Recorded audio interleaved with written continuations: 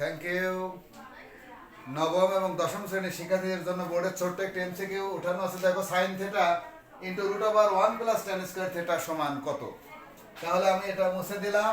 আবারও দেখো sine theta into root over 1 plus tan square theta সমান কত?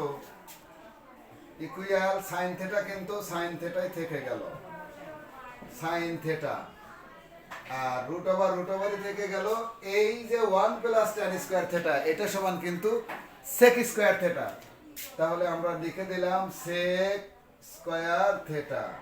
তাহলে দেখো রুট আর স্কয়ার কিন্তু কেটে যায়, থাকে কি সাইন থিটা গুণন থাকে কিন্তু সেক।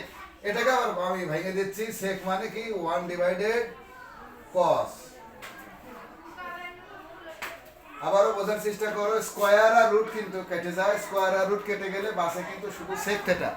সেক থিটাকে ভাঙলে কি হয় 1 ডিভাইডেড কস থিটা। তাহলে দেখো সাইন হচ্ছে সাইন, নিচে কস, তাহলে কি সাইন ডিভাইডেড কস। তাহলে sine theta divided cos theta মানে কি ট্যান থিটা, ট্যান। এটা কিন্তু অ্যান্সার। ধন্যবাদ।